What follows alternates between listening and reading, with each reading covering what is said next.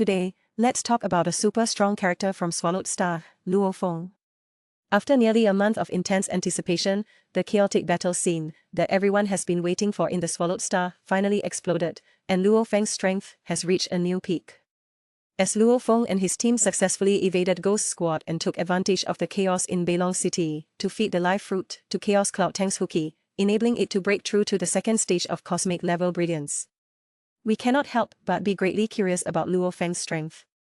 It is worth noting that after the Peak Genius battle, Feng became a core member of the Virtual Axis Corporation with the status of third place, and he continued to make great strides until he broke through to the peak of cosmic level. With the support of the Virtual Universe Corporation's resources, Feng's strength has made a qualitative leap. The 100-year enlightenment in Chaotic City has allowed him to reach unprecedented heights in law comprehension, and his Prohibition domain has reached the 9th level, just one step away from the Domain Lord level. What's even more valuable is that he has also mastered some spatial laws, and his strength is strong enough to rival some ordinary Domain Lords. Next, Feng's remarkable experiences in the Blood Lu world are eye-catching. He lurked for 80 years, not only integrating a large number of Blood Lu crystals, but also obtaining the title of Blood Warrior and plundering tens of thousands of Blood Lu crystals. During this time, he even used his cosmic level 9 strength to kill a Domain Lord level 2 expert, a feat that shocked the entire universe. So, who is more superior between Feng and the cosmic level Chaos Cloud Teng's Hookie? From the known information, Feng has significant advantages in law comprehension, domain control ability, and attack methods. His domain suppression ability is enough to render the same level of Chaos Cloud Teng's Hookie defenseless, and Chaos Cloud Teng's Hookie's proud defense and regeneration abilities are also ineffective against Feng. Moreover, Feng possesses strong intelligence and tactical planning abilities.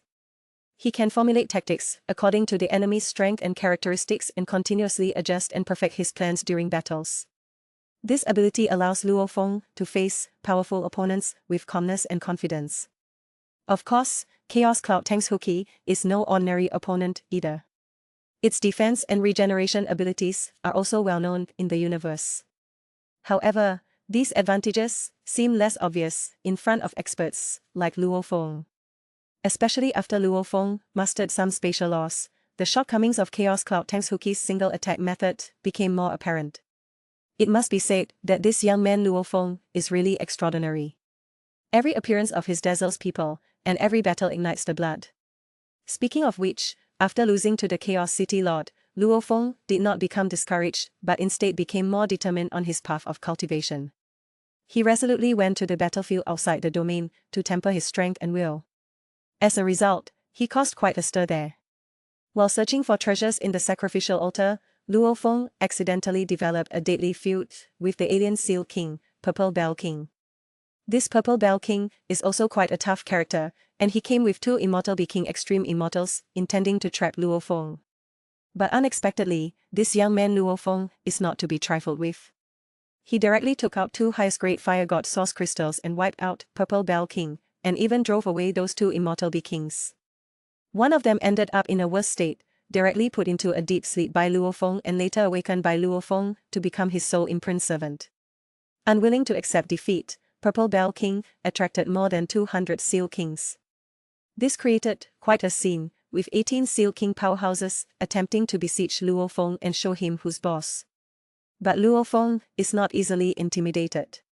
He wielded the Venom Shadow Wall Blade, with its blade solidified with boiling demon poison, a highly potent poison that can instantly destroy immortality upon contact with the body. Guess what? When Feng slashed at those Seal King powerhouses, it was like cutting vegetables, 1 slash per person. In this battle, Feng truly stole the spotlight, with only 5 out of the 18 Seal King powerhouses surviving. You know, the probability of a Seal King powerhouse falling is extremely low, and to have so many fall in one go is truly unprecedented. After this battle, Feng's reputation has spread far and wide. He alone intimidated over 200 alien Seal Kings, which is truly remarkable. Moreover, Feng's swordsmanship is truly exquisite.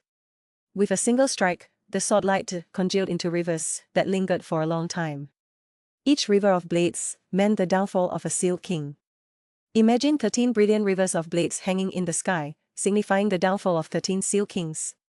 This scene is simply too breathtaking. Later on, when Luo Feng became a domain lord, he earned the title of Seal King and was crowned King of Blades by everyone. This is truly an extraordinary achievement.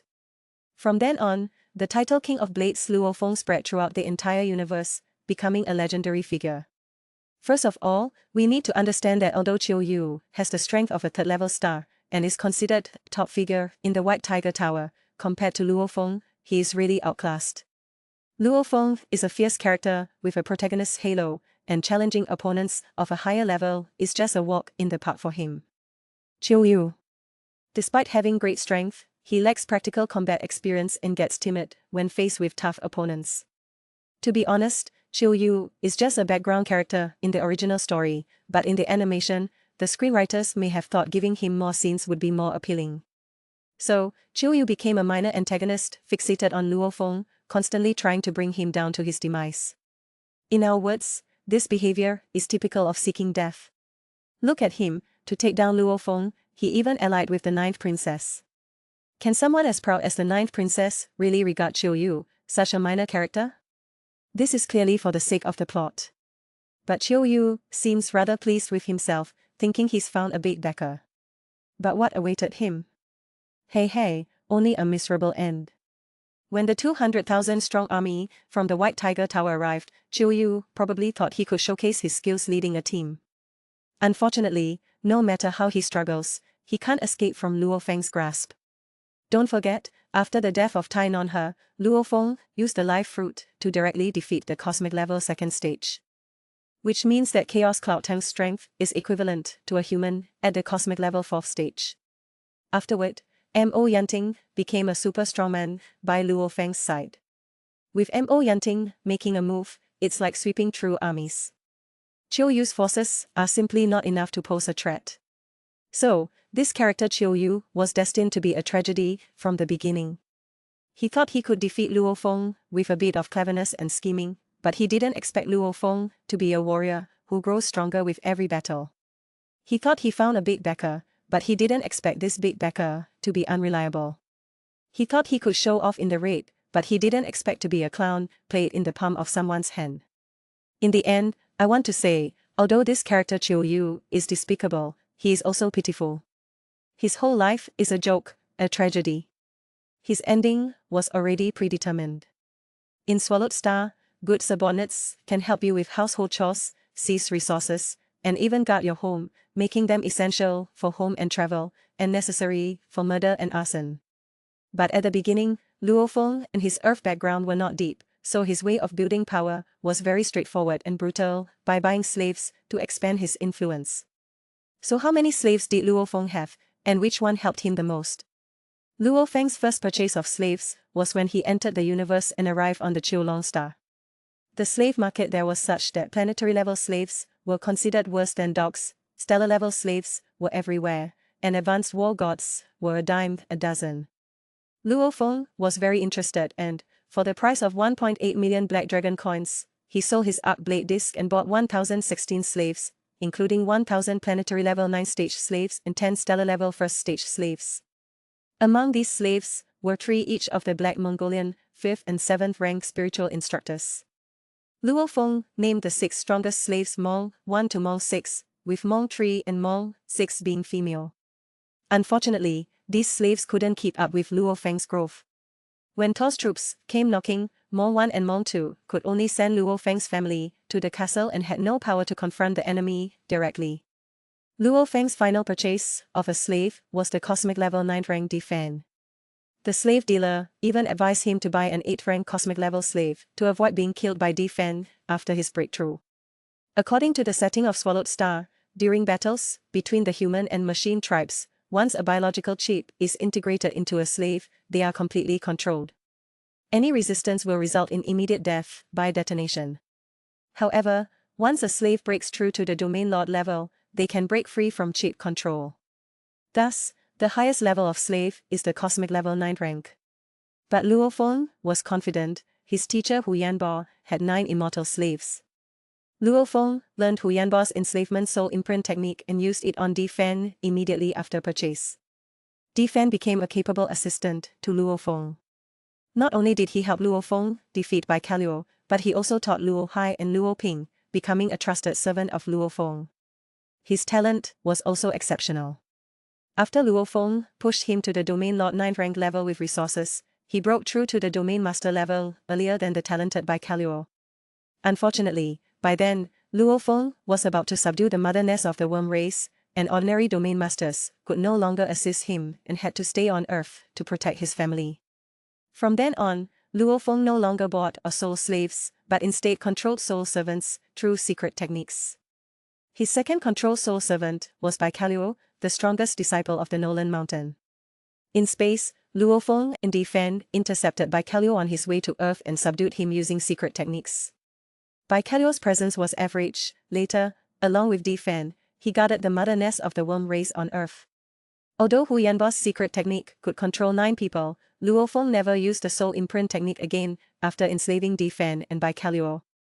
Later, Luo Feng exchanged for the 10,000 hearts controlling soul secret technique from the Virtual Universe Company, theoretically capable of controlling 10,000 servants. After mastering this technique, Luo Feng returned to Earth to subdue the Domain Master level mother nest left by Hu Yanbo. Inside the nest, the mother queen of the worm race was Irina, with a soft and beautiful appearance. Of course, she encountered no difficulties and became Luo Feng's soul servant.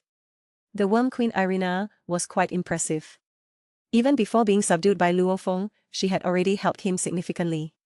The Noran Mountain family invaded Earth several times without showing its full strength.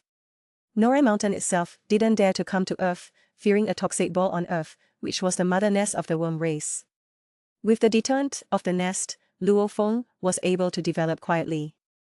After Luo Feng subdued the queen of the worm race, he also created a million elite-level Domain Master-level worm army. These forces also helped him escape the pursuit of the immortal Chvika of the Machine Tribe. In the extraterritorial battlefield, Luo Feng obtained the title of King of Blades and subdued the soul servant Heavy Arrow King.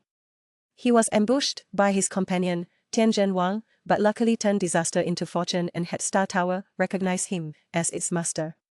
In order to avenge Tian Zhenwang, Luo Feng subdued 8 peak-level immortal slaves, such as Refining Heart King, Shocking Heavy King, and Iron Flag King, ultimately collecting 10 peak-level immortal slaves. In the end, to deal with the crisis brought to the original universe by the Legion of Beasts, Luo Feng used the strongest enslavement method of Jin Guo, enslaving the beast Morosa.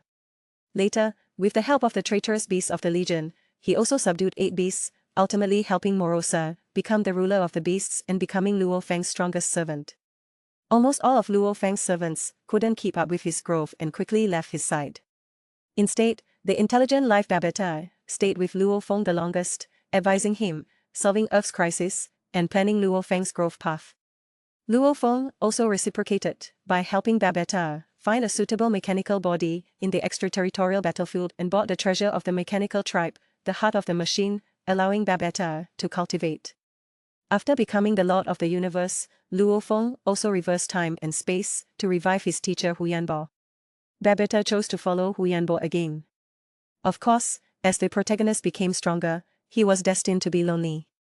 If he couldn't endure this loneliness, what right did he have to aspire to the peak and become the strongest in the universe?